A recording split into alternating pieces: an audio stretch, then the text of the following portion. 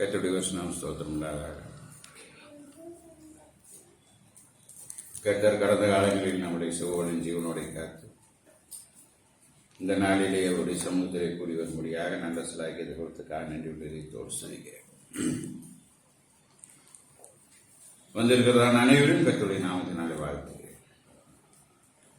நாம் சற்று நேரம் என்னுடைய செய்திக்குள்ளே நாம் கடந்து செல்வோம். கர்த்தர் இந்த வசனங்களை ஆசீர்வதிப்பார். நம்முடைய எண்ணங்கள் நினைவுகள் எல்லாம் சிறிது நேரம் தேவனுடைய சமூகங்களை செலுத்தி தேவன் இந்த நாளிலே எப்படிப்பட்டதான வார்த்தையினால் நம்முடைய நிரப்புகிறார் என்பதை நாம் கவனமாய் சிந்திப்போம். கர்த்தர் இந்த வசனங்களையும் வந்திருக்கிறதான அனைவரையும் கர்த்தருடைய நாமத்தினாலே வாழ்த்துகிறேன். மத்தேயு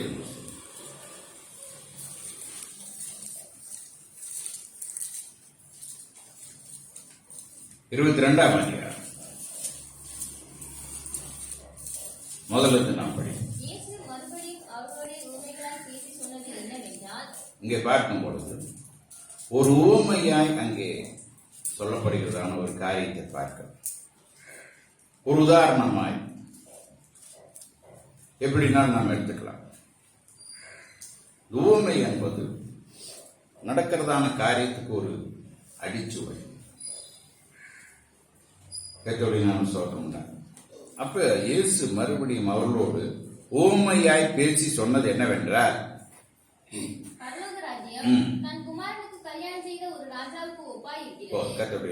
பரலோக ராஜ்யம் ஒரு குமாரனுக்கு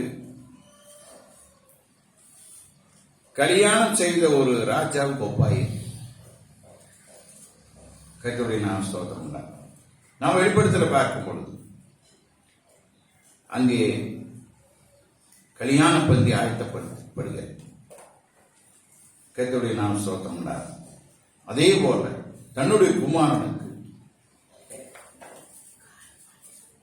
மணவாளனாகிய கிறிஸ்துவுக்கு மணவாட்டியாகிய சபை அங்கே கல்யாண வீட்டிலே பிரவேசிக்கும்படியாகவும் அந்த குமாரனுக்கு கல்யாணத்தை செய்யும்படியாகவும் அந்த ராஜா அங்கு ஆயத்தப்படுத்துகிறார். அதுக்கு ஒரு ஒப்பாய் இருக்கிறது. பரலோக ராஜ்யம் தன் குமாரனுக்கு கல்யாணம் செய்த ஒரு ராஜாவுக்கு ஒப்பாய் இருக்கிறது. அப்புறம்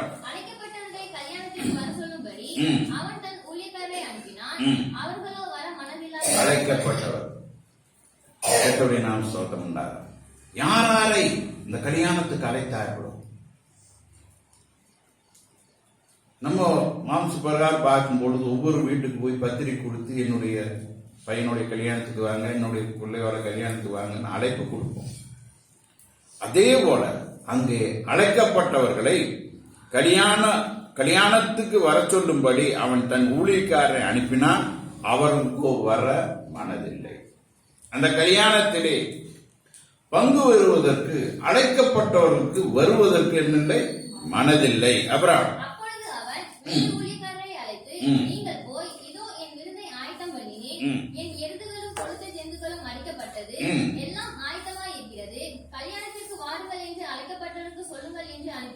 அங்கே பார்க்கும்போது மறுபடியும் ஒரு வேறு ஊழியக்காரர்களை அழைத்து, நீங்கள் போய் என் விருந்தை ஆயத்தம் பண்ணினேன், என் எருதுகளும் கொடுத்த ஜந்துகளும் அடிக்கப்பட்டது, எல்லாம் ஆயத்தமாயிருக்கிறது, கல்யாணத்துக்கு வாருங்கள் என்று அழைக்கப்பட்டவருக்கு சொல்லுங்கள் என்றார். மறுபடியும் போய் என்ன பண்றார், விருந்தெல்லாம் ஆயத்தமாக்கப்பட்டது,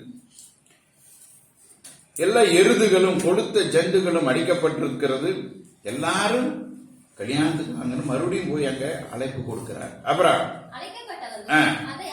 அழைக்கப்பட்டவர்களோ அதை அசட்டை பண்ணி ஒருவன் தன் வயலுக்கும் ஒருவன் தன் வியாபாரத்துக்கு போய்விட்டான்.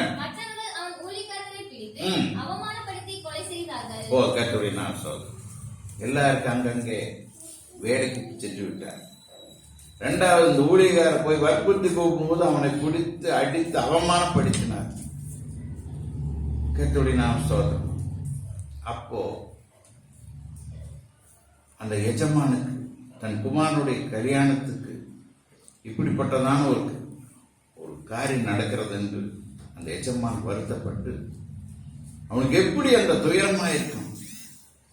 நம்முடைய குமாரனுக்கு கல்யாணத்துக்கு எல்லாரும் அழைத்தோம், அவர்களோ வந்து தங்களுக்கு நேரம் இல்லை, வேலையாய் இருக்கிறது சொல்லுவதும் அல்லாமல் அழைக்க போனதான அந்த ஊழியக்காரை பிடித்து அடித்து அவமானப்படுத்தி படுத்தப்பட்ட பொழுது அவனுடைய இருதயத்துக்குள்ளே மிகவும் வேதனையாக இருந்திருக்கும். அப்புறம் ராஜா அதை கேள்விப்பட்டு கோபம் அடைந்து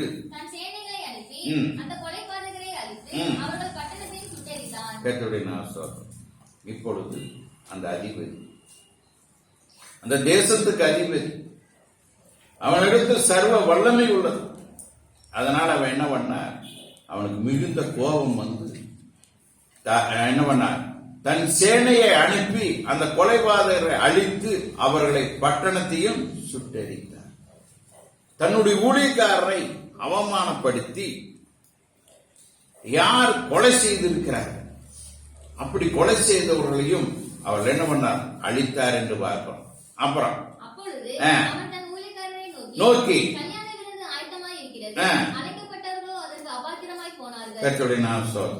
அழைக்கப்பட்டவர்கள் என்ன பண்ணார்கள், அபாத்திரமாய் போனார். கல்யாண விருந்துக்கு அழைக்கப்பட்டவர்கள் அந்த பந்தியிலே பங்கு பெறாதபடி அவர்கள் அபாத்திரமாய் போனார். தேவனுடைய ராஜ்யத்துக்கு தன்னுடைய குமாரனுக்கு அங்க கல்யாண வீட்டுக்கு அழைக்கப்பட்டவர்கள் அதையே சுதந்திரித்துக் கொள்ளும்படியாக உலகத்திலே பலவித இன்னல்கள், வேலைகள், பிரயாணங்கள், இவைகள் நிமித்தமாக அதற்கு ஆயத்தம் இல்லாமல் அபாத்திரமாய் போனார்கள். அப்புறம் நீங்கள் வழிசந்தைகளிலே போய் இனி என்ன பண்ண, வழிசந்தையில் போய் யாராரு இருக்கிறார்களோ உங்க கண்ணுக்கு யாராரு அவங்களெல்லாம் நீங்க என்னமா அழைத்துக் கொண்டு வார்கள் என்கிறார். அப்புறம்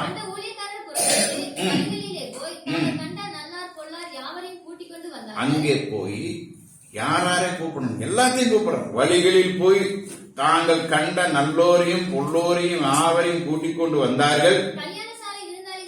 கல்யாண சாலை விருந்தாளிகளால் நிறைந்தது. கல்யாணம் நடக்கிறது, விருந்தாயத்தப்படுத்தி இருக்கிறோம், கொளுத்து செஞ்சுகள் அடிக்கப்பட்டது, எருதுகள் அடிக்கப்பட்டது அப்படின்னு சொன்னா தடத்துல வழியில் இருக்கிறவங்க என்ன பண்ணாங்க, வராமே போவாங்க. ஏராளமா வந்து அந்த கல்யாண வீடு என்ன பண்ணுது, நிறைந்து போனது. அப்புறம்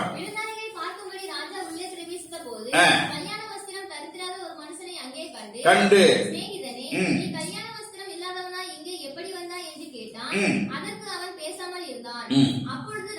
அப்பொழுது ராஜா இவனை கையும் காலும் கட்டி கொண்டு போய் அழுகையும் பற்கடிப்பும் உண்டாயிருக்கிற புறமான இருளிலே போடுங்கள் என்றான். அந்தபடியே அழைக்கப்பட்டவர்கள் அநேகர், தெரிந்து கொள்ளப்பட்டவர்களோ சிலர் என்றார். கர்த்தருடைய நாமம் ஸ்தோத்திரம். இதை நான் நல்லா சிந்திக்க வேண்டும். கல்யாண வீட்டுக்கு பார்க்கும் பொழுது யாரை அழைத்திருப்பார்கள் என்று பார்க்கும்போது இன ஜன பந்துகள், நண்பர்கள். கர்த்தருடைய நாமம் ஸ்தோத்திரம். இவர்கள் யாரும் அந்த பந்தியிலே பங்கு பெற தகுதியற்றவர்களாய் பார்க்க. நம்மளை பார்க்கும் பொழுது நம்முடைய ஜாதிகளில் ஒன்று, ஜனத்தில் ஒன்று, கோத்திரங்களில் ஒன்று ஆண்டவர் தெரிந்து கொண்டார். எல்லா ஜன பந்துகள் எல்லாம் ஆண்டவர் தெரிந்து கொள்ளவில்லை. கர்த்தருடைய நாமம் ஸ்தோத்திரம். அப்போ ஆண்டவர் யாரை அழைக்கிறார் என்றார், எதற்குமே ஒரு இது இல்லாமல் நல்லோரையும் கொள்ளோர், அங்க யாரு இருக்கிறான்னு தெரியும், நல்லோரையும் கொள்ளோர் எல்லாத்தையும் அழைக்கப்படுகிறது. எல்லாத்தையும் அழைக்கப்படும் பொழுது அப்ப அங்க வந்திருப்பான், எல்லாரும் வந்திருக்கும் பொழுது கல்யாணத்துக்குன்னு வந்திருக்க மாட்டாங்க. நார்மலா பார்க்கும் பொழுது சாப்பாட்டுக்காக வந்திருப்பாங்க. அப்ப கல்யாணத்துக்கு அழைக்கப்பட்டாதான் அந்த கல்யாண வஸ்திரம் தரித்திருப்பாங்க. இனச்செந்து பந்துகள் இருக்கும்போது அவங்க கல்யாண வஸ்திரம் தரித்து வந்திருப்பாங்க. இங்கே தெருவுலகெல்லாம் கூடும்போது அவங்க அந்தந்த ட்ரெஸ்ஸோட வர்றாங்க. அப்ப இங்க சொல்றார், கல்யாண வஸ்திரம் தரிக்கிறாத ஒரு மனுஷனை கண்டு நீ கல்யாண வஸ்திரம் இல்லாத நீங்க எப்படி வந்தாய் என்றார். அதற்கு அவன் பதில் சொல்ற. கர்த்தருடைய நாமம் ஸ்தோத்திரம். ஆண்டவர் நம்மை தெரிந்து கொண்டு அழைத்து நமக்கு சகல விதமான காரியங்கள், நாம் நல்லவராக இருந்திருக்கலாம், இந்த பொருளாதாராக இருந்திருக்கலாம், நாம் எப்படிப்பட்ட ஜனங்களாக இருக்கலாம். அவர் இவரைத்தான் தெரிந்து கொள்ள வேண்டும், இவரைத்தான் அழைக்க வேண்டும் என்பது அல்ல. எல்லாத்தையும் ஆண்டவர் தெரிந்து கொண்டிருக்கிறார், எல்லாத்தையும் அழைக்கிறார். வந்து அந்த விருந்தத்துக்கு ஆயத்தமாய் இருக்க வேண்டுமானால், தேவனுடைய ராஜ்யத்துக்குள்ளே பிரவேசிக்க வேண்டுமானால், தன் மணவாளனுக்கு எதிர்கொண்டு போக வேண்டுமானால், அவனுடைய வஸ்திரங்கள் நீதியின் வஸ்திரமாய் காணப்பட வேண்டும். கர்த்தருடைய நாம ஸ்தோத்திரம். எல்லாம் அழைக்கப்பட்டிருக்கலாம், எல்லாரும் வரலாம், எல்லாம் கூடலாம். ஆனாலும் நீதியின் வஸ்திரமாய் அந்த கனியான வஸ்திரம் தரித்திருந்தாத அவனை என்ன பண்ண இருக்கிறார்? அழுகையும் பற்களுமாகிய புறம்பான இருளிலே போடுவார். நம்ம எல்லாம் பரலோக ராஜ்யத்துக்கு என்று அழைக்கப்பட்டிருக்கிறோம். நம்ம முற்காலத்திலே நல்லார்களா இருக்கலாம், தீயோரா இருக்கலாம். ஆனால் தேவனுக்குள்ளே வந்தோம், நாம் அந்த விருந்துக்கு ஆயத்தம் உள்ளவர்களாய் காணப்பட வேண்டும். அப்ப நம்மளுடைய ஆயத்தம் என்ன வேண்டும் என்றால், கல்யாண வஸ்திரம், வெண் வஸ்திரம், நீதியின் வஸ்திரம், சத்தியம்ங்கிறதான அவருடைய வார்த்தையானது நமக்குள்ளே இருக்குமானால், அந்த பந்திக்கு நாம் ஆயத்தம் உள்ளவர், அவருடைய ராஜ்யத்துக்கு நாம் ஆயத்தம் உள்ளவர். கர்த்தருடைய நாம் ஸ்தோத்திரம் தான். எத்தனையோ பேருக்கு அழைத்திருக்கலாம். ஆனால் அங்கே அந்த விருந்துக்கு ஆயத்தப்பட்டவர்களோ தெரிந்து கொள்ளப்பட்டவர்களாய் காணப்படுகிறார். யார் தெரிந்து கொள்ளப்பட்டவர்? தேவனுடைய பிரமாணத்தின்படி, தேவனுடைய வசனத்தின்படி அவருக்கு ரட்சிப்புக்கு ஏற்றதான காரியங்கள் நமக்குள்ளே காணப்படும் பொழுது நாம் தெரிந்து கொள்ளப்பட்டவர்களாய் காணப்படுகிறோம். கர்த்தருடைய நாம ஸ்தோத்திரம். அந்த பந்திக்கு பங்குள்ளவர்களாய் காணப்படுகிறோம். கர்த்தருடைய நாம ஸ்தோத்திரம். ஆண்டவர் அழைத்ததான அழைப்பை நாம் பார்க்கிறோம். யாரை அழைத்திருக்கிறார் பார்க்கிறோம். கர்த்தருடைய நாம ஸ்தோத்திரம். சொல்றாரு, எங்களுக்கு அந்த வேலை இருக்குது, நாங்கள் என்ன பண்ண போறோம்? என்ன சொல்றாங்க? அழைக்கும் பொழுது அழைக்கப்பட்டவர்களும் அதை அசட்டை பண்ணி, ஒருவன் தன் வயலுக்கும் ஒருவன் தன் வியாபாரத்துக்கும் போய்விட்டார். அங்க பெரிய வயலை கொண்டவனாயிருக்கிறான், எல்லாருக்கும் வியாபாரத்தில் வல்லவனாயிருக்கிறான். இவனுக்கெல்லாம் என்ன கிடைக்காது? நேரம் கிடைக்காது. கர்த்தரை தொழுது கொள்வதற்கான நேரங்கள் கிடைக்காது. அப்பொழுது அந்த விருந்து பந்திக்கு அவர்கள் அபாத்தராய் போகிறார். கர்த்தருடைய நாம ஸ்தோத்திரம். அப்ப தெரிந்து கொண்டதான பாத்திரம் யார்? சந்தைகளிலும் தெருக்களிலும் இருக்கிறதான நல்லோரும் பொருளும். இவர்கள் எப்படிப்பட்டவர்களாக இருக்கிறார்? 1 கொரிந்தியர் புத்தகம் 1ஆம் அதிகாரம்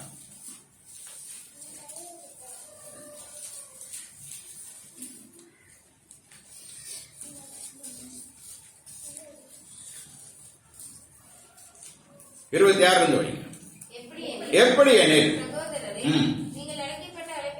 நீங்கள் அழைக்கப்பட்ட உங்களுடைய அழைப்பை பாருங்கள்.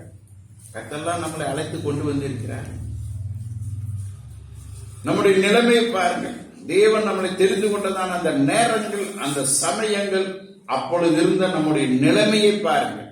எப்படி எனில் சகோதரே, நீங்கள் அழைக்கப்பட்ட அழைப்பை பாருங்கள். மாம்சத்தின்படி வயலை கொண்டவர்கள் அல்ல, மாம்சத்தின்படி வியாபாரிகள் அல்ல, பெரிய செல்வந்தனும் அல்ல, மாம்சத்தின்படி ஞானிகள் அநேகர் இல்லை, வல்லவர்கள் அநேகர் இல்லை, விரப்புகள் அநேகர். இவர்களுக்கெல்லாம் என்ன இருக்காது? நேரம் இருக்காது. தேவனுடைய சத்தியத்தின்படி நடக்கும்படியாக, சத்தியத்தின்படி அந்த சத்தியத்தை உட்கொள்ளும்படியாக, அவருடைய பந்தியிலே பிரவேசிக்கும்படியாக அவருக்கு என்ன இருக்காது? இந்த பிறப்புகளுக்கும் ஞானிகளுக்கும் வல்லவர்களுக்கு என்ன இருக்காது? நேரம் இருக்காது. இவர்களுக்கு நாம் சொல்லும் பொழுது அவருக்கு என்ன பண்ணும்? கோபம் தான் வரும். அதனால பிடிச்ச நம்ம கொலை செஞ்சிருவாங்க, இல்லாட்டி நம்மளை கடிச்சு கொள்ளுவாங்க. அநேகர் இல்லை, ஞானி. அப்புறம் யாரை தெரிந்து கொண்டார்? வீதிகளில் தெரிந்ததான நல்லோரும் கொண்டோரும் அவர்களை அந்த ஞானிகளை வெட்கப்படுத்தும்படியாக தேவன் உலகத்தில் பைத்தியங்களை தெரிந்து கொண்டார். அப்புறம் பலமுள்ளவர்களை வெட்கப்படுத்தும்படி அந்த பலசாலிகளை வெட்கப்படுத்தும்படி தேவன் உலகத்தில் பலவீனர்களை தெரிந்து கொண்டார். பலமுள்ளவர்களை ஆண்டவர் தெரிந்து கொள்ள வேண்டும். பலவீனரை தெரிந்து கொண்டார். அப்புறம் உள்ளவைகளை அவமாக்கும்படி உலகத்தின் இழிவானவைகளையும் அற்பமாய் எண்ணப்பட்டவர்களும் இல்லாதவர்களையும் தேவன் தெரிந்து கொண்டார். கர்த்தருடைய நாம ஸ்தோத்திரம். தேவன் தெரிந்து கொண்டதான ஒரு பாத்திரம். இந்த விருந்துக்கு ஆயத்தம் உள்ளவர்கள் யார் என்று பார்க்கும் பொழுது தேவன் இல்லாதவர்களையும் பலவீனர்களையும் இழிவானவர்களையும் எல்லாருனாலும் அற்பமாய் எண்ணப்பட்டவர்கள் ஆண்டவர் தெரிந்து கொண்டு அவர்களை கல்யாண வஸ்திரமாகிய நீதியின் வஸ்திரத்தை தரிப்பித்து அவர்களை தன்னுடைய குமாரனாகிய இயேசு கிறிஸ்துவனுடைய கல்யாண விருந்திலே ஆயத்தமாக்க அவர் சித்தமுள்ளவராயிருக்கிறார். கர்த்தருடைய நாம ஸ்தோத்திரம் தான். ஆகிய அழைத்ததான் அழைப்பை நான் பாருங்க. அப்புறம் இப்படிப்பட்ட தேவனுக்கு முன்பாக யாருமே பெருமை பாராட்டாதபடி அப்படி செய்தார். அப்புறம் அந்தபடியே நீங்கள் கல்யாண விருந்துக்கு அழைக்கப்பட்டு நீதியின் வஸ்திரமாகிய தேவனுடைய சத்தியத்தை அறிந்தவர்களாய் நீங்கள் கிறிஸ்து இயேசுக்குள் உட்பட்டவர்களாய் இருக்கிறபடினா எழுதியிருக்கிறபடி மேன்மை பாராட்டுகிறவன் நான் வல்லவன், நான் பலசாலி, நான் ஞானி, நான் பிரபு என்று மேன்மை பாராட்டாதபடி அற்பமானவைகளையும் எல்லாராலும் புறம்பே தள்ளப்பட்டவர்களாயும் வழியோரங்களில் இருக்கிறதான நல்லோரையும் பொருளோரையும் ஆண்டவர் தெரிந்து கொண்டு அவர்கள் தங்களை மேன்மைப்படுத்தாதபடி தேவனை மேன்மைப்படுத்தும்படியாக இப்படிப்பட்ட இழிவானவர்களை ஆண்டவர் என்ன பண்றார்? தெரிந்து கொள்கிறார். கர்த்தருடைய நாம ஸ்தோத்திரம் உண்டார். அவருடைய தெரிந்து கொள்ளுதலின் நோக்கம் பார்க்கும் பொழுது பலசாலிகளை ஆண்டவர் தெரிந்து கொள்வது. கர்த்தருடைய நாம ஸ்தோத்திரம் உண்டார். இப்படிப்பட்டதான தேவன் நம்மோடு கூட இருந்து அந்த கல்யாண விருந்துக்கு நம்மளை ஆயத்தப்படுத்துவதற்கு ஒரு உவமையாய் அங்கே சொல்லப்படுகிறது. கர்த்தருடைய நாம ஸ்தோத்திரம் உண்டாக. இந்த உவமையினால் நாம் ஞானம் அடைந்து இந்த உவமை எதற்காக சொல்லப்படுகிறது? அந்த கல்யாண வீட்டுக்கு அழைத்ததன் அழைப்பென்ன? அழைத்து வந்து ஏன் கல்யாண வஸ்திரம் இல்லை என்று அவனை புறம்பே தள்ளினதான நோக்கம் என்ன என்பதை நாம் சிந்திக்க வேண்டும். அந்த வஸ்திரம்ங்கிறது என்ன? நம்மளை ஆண்டவர் அழைத்தார். எப்படிப்பட்டவர்கள் அழைத்தார்? எந்த நிலைமையில் இருந்தவர்களை அழைத்தார்? கர்த்தருடைய நாம ஸ்தோத்திரம் உண்டார். ஞானிகளையும் கல்விமான்களையும் பிரபுகளையும் வல்லவர்களையும் ஆண்டவர் என்னவில்லை அழைக்கவில்லை. பலவீனர்களையும் இழிவானவர்களையும் அற்பமாய் எண்ணப்பட்டவர்கள் ஆண்டவர் அழைத்து தேவன் அவர்களை ரட்சித்து அவர்களுக்கு தேவனுடைய வார்த்தையை தெரிவித்து தேவனுடைய ராஜ்யத்துக்கு பங்கு பெறும்படியாக அவர்களை தகுதிப்படுத்தினார். அதில் தகுதி இல்லாதவர்களை ஆண்டவர் என்ன பண்றாரு? அழுகையும் பற்கடிப்புமான இருளிலே போடப்படுகிறது. கர்த்தருடைய நாம ஸ்தோத்திரம் உண்டாக. படிங்க ரோமர் 8ஆம் அதிகாரம்.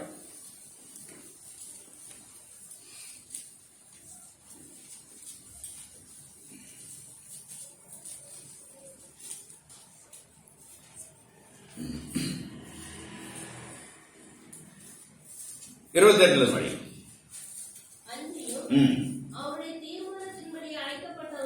எப்படி நம்முடைய தீர்மானம் அல்ல, அவர் ஒரு தீர்மானம் வைக்கிறார்.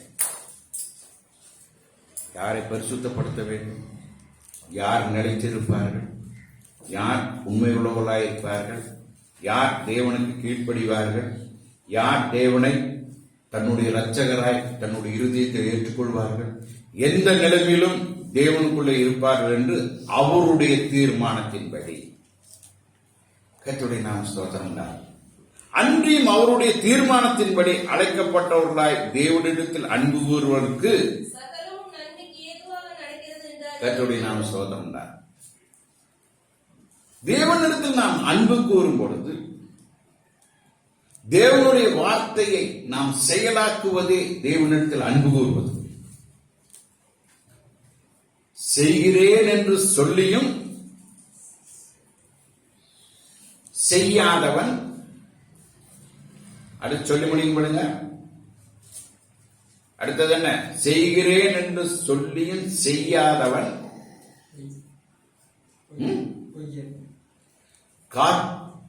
தண்ணீர் இல்லாத மேகங்களுக்கு சமம். படிங்க பார்க்கலாம். நீதிமொழியில் ஒரு நினைக்கிறேன்.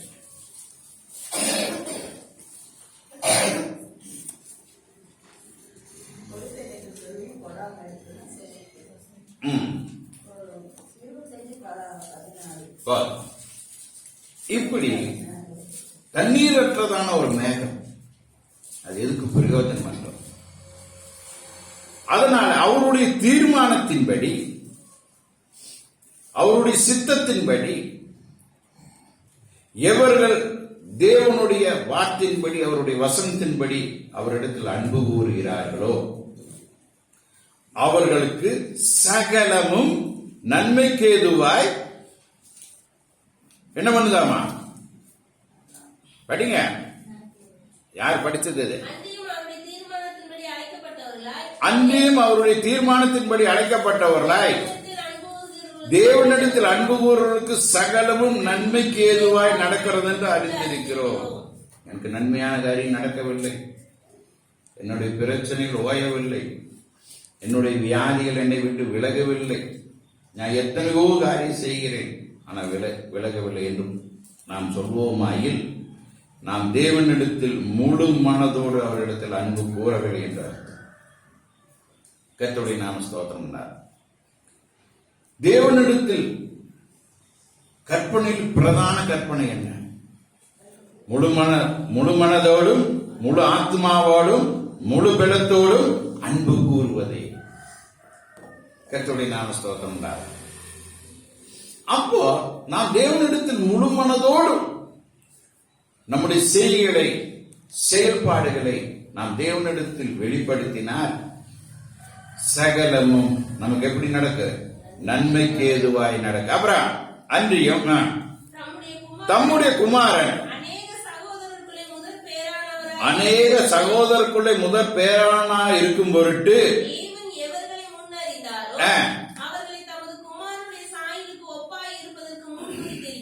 எப்படி யாராலே ஆண்டவர் முன் குறித்தாரோ அவர்களெல்லாம் அவருடைய குமாரனுடைய சாயலுக்கு ஒப்பாய் இருக்கிறது என்று முன் குறித்தார்.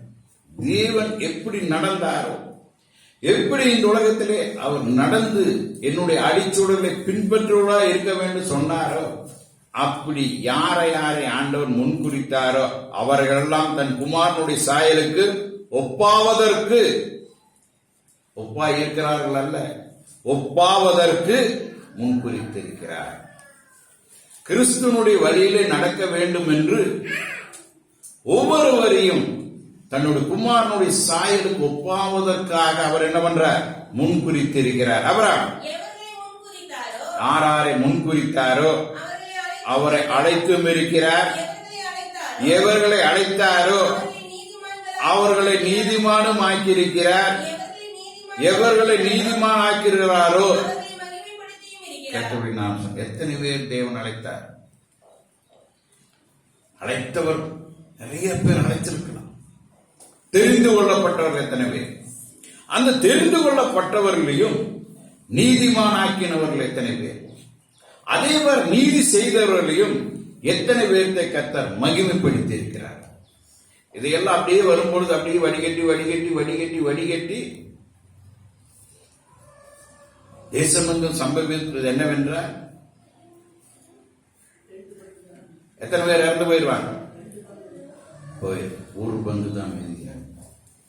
அந்த மூன்றாம் பங்கு அக்கினி கூட படப்பட்டு அது மகிமைப்படும் பொழுது, அது நீதியின் வஸ்திரத்தை தரிப்பிக்கும் பொழுது, அது தேவனை சாயலுக்கு ஒப்பாய் மாறி அந்த மகிமை அடைவதற்கு தகுதியானால் தான் அந்த கல்யாண விருந்துக்கு ஆயத்தமாக்கப்பட்டவர். கர்த்தருடைய நாம ஸ்தோத்திரம் உண்டாகும். எல்லாத்தையும் ஆண்டவர் அழைத்திருக்கலாம், எல்லாத்தையும் ஆண்டவர் தெரிந்து கொண்டு இருக்கலாம். நல்லோரையும் அழைத்திருக்கலாம், தீயோரையும் அழைத்திருக்கலாம். இந்த அழைப்பை பார்க்கும் பொழுது யாரை அழைத்திருக்கிறார்? திக்கற்றவர்களையும் அற்பமாய் எண்ணப்பட்டவர்கள். ஏனென்றால் வல்லோரின் பிரபுக்களை அழைத்தால் அவர்கள் என்ன பண்ணுவார்? கர்த்தரை குறித்து அல்ல, யாரை குறித்து மேன்மை பாராட்டுவார்? அவர்களை குறித்து மேன்மை. நான் இப்படி இருந்தேன், நான் இதெல்லாம் இருந்தேன், இதெல்லாம் என்னுடையது என்று தங்களை குறித்து மேன்மை பாராட்டுவார் என்பதற்காக அவர் அற்பமாய் எண்ணப்பட்டவர்களை ஆண்டவர் அழைத்தார், பலவீனர்களை அழைத்தார். கர்த்தருடைய நாம ஸ்தோத்திரம். அந்த அழைத்து தேவன் அவர்களுக்கு நல் உணர்வை கொடுத்து தன்னுடைய குமாரன் சாயலுக்கு வரும்படியாக அவர்களை தகுதிப்படுத்தி தன்னுடைய குமாரனுடைய திருமண கல்யாண வீட்டு அந்த விருந்துக்கு ஆண்டவர் என்ன பண்றார்? ஆயத்தப்படுத்துகிறார். கர்த்தருடைய நாம ஸ்தோத்திரம் உண்டாய். 1 கொரிந்தியர் புஸ்தகம்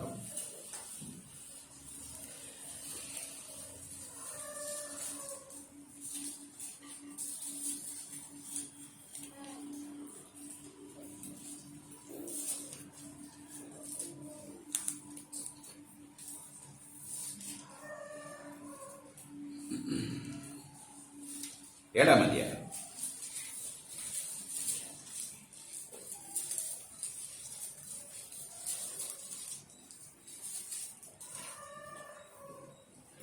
இருபதுல படிங்க.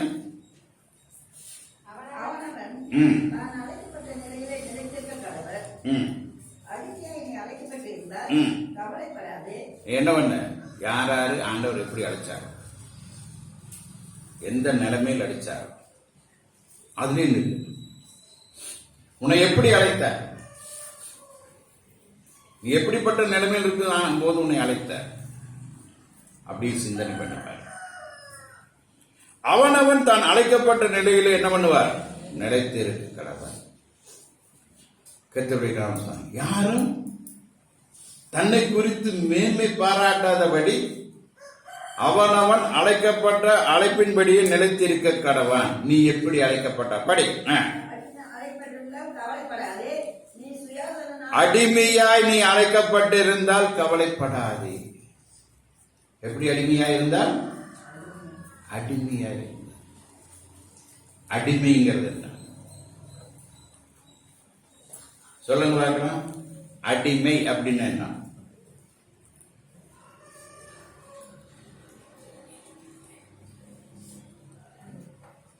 சொல்லுங்க, என்ன அடிமை? என்ன சொல்ல ஆரணும்?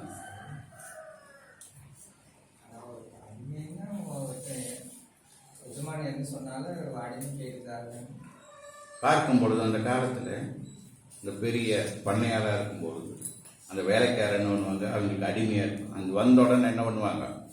தலையில இருக்கிற துண்டாவுத்து கட்டிடுவாங்க. சொல்லுங்க சொல்லுங்க சாமி.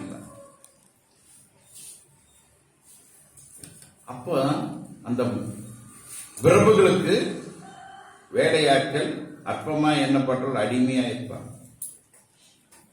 எகிப்திலே இஸ்ரவேல் ஜனங்கள் எப்படி இருந்தார்களாமா? அடிமைகளாய். நீ எப்படி அழைக்கப்பட்டாய்? நீ எதுக்கு அடிமையாய் இருந்தாய்? பாவத்துக்கு அடிமையாய் இருந்த. அடுத்தது பாவ காரியங்களுக்கு அடிமையாய். சூரியனவே பார்த்துட்டு இருப்பான். சாயந்தரமான அந்த சூரியனவே பார்த்துட்டு இருப்பாங்க. சூரியன் மறந்த உடனே என்ன பண்ணுவாங்க? ஏவு உடனே என்ன பண்ணுவாங்க? டாஸ்மாக் போவாங்க. எதுக்கு அடிமை? மதுவுக்கு அடிமை. பாத்ரூம் போய் புகை பிடிச்சாதான் பாத்ரூமே வரும். சிகரெட்டுக்கு அடிமை, சாத்தானுக்கு அடிமை, எத்தனையோ அடிமை இருக்கிறாங்க. நீ எந்த அடிமையிலிருந்து தேவனுக்குள்ள அழைக்கப்பட்டாய்? நீ எதில் அடிமையாய் இருந்தாய் என்பதை சிந்தித்துப்பார். அடிமையாய் நீ அழைக்கப்பட்டு இருந்தால் கவலைப்படாதே. நான் இப்படி எல்லாம் துன்மார்க்கனாய் இருந்தேன், பாவத்துக்கு அடிமையாய் இருந்தேன், என்னை ஆண்டவர் அழைத்தார் என்றால் நீ அதை பத்தி என்ன பண்ணாது, கவலைப்படாதே. அப்புறம் நீ சுவாதீனமா இருக்க கூடுமானால் நீ அதுல அந்த அடிமைத்தனம் நம்மை விட்டு விலகி யாருக்கும் பயப்பட சுவாதீனமா இருக்க வேண்டுமானால் நீ நலம் என்று அனுசரித்துக்கோ. கர்த்தருடைய நாம ஸ்தோத்திரம். அப்புறம் கர்த்தருக்குள் உலகத்திலே நீ அடிமையா இருந்து அடைக்கப்பட்டவன் கர்த்தருக்குள் சுவாதீனமாய் இருக்கிறான். வேற ஒருத்தர் படிக்க, வேற படிக்க. கர்த்தருக்குள் அழைக்கப்பட்ட பாவத்துக்கு அடிமையாய் இருந்தவன் கர்த்தருடைய சுவாதீனமாய், கர்த்தருக்குள் வந்தோடனே எல்லாமே அவன் என்ன பண்ணான், அந்த அடிமையான காரியங்களை விட்டு போட்டு ஃப்ரீயா இருக்கிறான், சுவாதீனமா இருக்கிறான். நான் யாருக்கு அடிமை இல்லை, என்னை எது மேற்கொள்ள முடியாது என்று அவன் சுவாதீனமாய் இருக்கிறான். அப்படி அழைக்கப்பட்ட சுவாதீனன் யாருக்கு அடிமையாய் இருக்கிறார், ஆண்டவருக்கு அடிமையாய் இருக்கிறார். கர்த்தருடைய நாம ஸ்தோத்திரம். கர்த்தருக்குள் சுவாதீனமானவன் ஆண்டவருக்கு அடிமையாய் இருக்கிறார். மரியாதையில் போய் சொல்லும் பொழுது அந்த தூதன் சொல்லும் போது இதோ என் ஆண்டவருக்கு அடிமை. ஆண்டவருக்கு அடிமையா இருக்கும் பொழுது அவளுக்குள்ளே கிறிஸ்து உருவாகினார். அதே போல ஆண்டவருடைய வார்த்தைக்கும் அவருடைய வசனங்களுக்கும் நாம் அடிமையாய் காணப்படும் பொழுது கிறிஸ்து நமக்குள்ளே உருவாகிறார். பாவத்துக்கு அடிமையாய் இருக்க வரையிலும் தேவன் நமக்குள்ளே உருவாக முடியாது. சிற்றின்பங்களுக்கு அடிமையாய் இருக்க வரையிலும் தேவன் நமக்குள்ளே உருவாக முடியாது. என்னைக்கு இதோ என் தேவனுக்கு அடிமை என்று நம்மை ஒப்புக் கொடுக்கிறோமோ அன்றைக்கு கிறிஸ்து நமக்குள்ளே என்ன பண்றார், உருவாகிறார். அப்படியே நீங்கள் கிரியத்துக்கு கொல்லப்பட்டீர்கள், மனிதனுக்கு அடிமையாக. நீங்க எல்லாம் என்ன பண்ணாங்க, கிரயத்துக்கு கொள்ள. நீங்க எல்லாம் பட்டா பூமி, நீங்க எல்லாம் யாரு, பத்திரம் பண்ணு பூமியில் இருக்கிறீங்க. நீங்க எல்லாம் கிரயத்து கொள்ளப்பட்டிருக்க மனுஷர். எந்த மனிதருக்கு நீங்க என்ன பண்ணாதுங்க, அடிமையாகாதீங்க சகோதரரே. எப்படி எப்படி நீங்கள் அழைக்கப்பட்டீர்களோ அந்த நிலைமையிலே தேவனுக்கு முன்பாக என்ன பண்ணுங்கள், நிலைத்திருங்கள். கர்த்தருடைய நாம ஸ்தோத்திரம். நாம் எப்பொழுது தேவனுக்கு அடிமையாகிறோமோ அப்பொழுது தன்னை விட்டு எடுபடாத நல்ல பங்கை தெரிந்து கொள்ள முடியும். கர்த்தருடைய நாம ஸ்தோத்திரம். அப்ப தேவனுடைய பங்கு நமக்கு கிடைக்கும் மாயில் தேவனுடைய அந்த கல்யாண வீட்டுக்கு, தன்னுடைய குமாரனாகிய அந்த கல்யாண வீட்டுக்கு நாம் செல்ல தகுதியாகிறோம். கர்த்தருடைய நாம ஸ்தோத்திரம். அதே போல அவரிடத்தில் அன்பு கூறுவதற்கு இந்த உலகத்தில் இருக்கவரும் சகலமும் எப்படி நடக்குமாமா, நன்மைக்கு எதுவாய் நடக்கும். தீமையான காரியங்கள் நம்மளை அணுகாதபடி தேவன் நம்மளை என்ன பண்றார், பாதுகாக்கப்படுகிறார். கர்த்தருடைய நாம ஸ்தோத்திரம். ஆகிய இப்படிப்பட்டதான வார்த்தை இருக்கிறபடினா நாம் இந்த உலகத்தை இருக்கிறதான நாட்களில் தேவன் நம்மளை எந்த நிலைமையில் அழைத்தாரோ,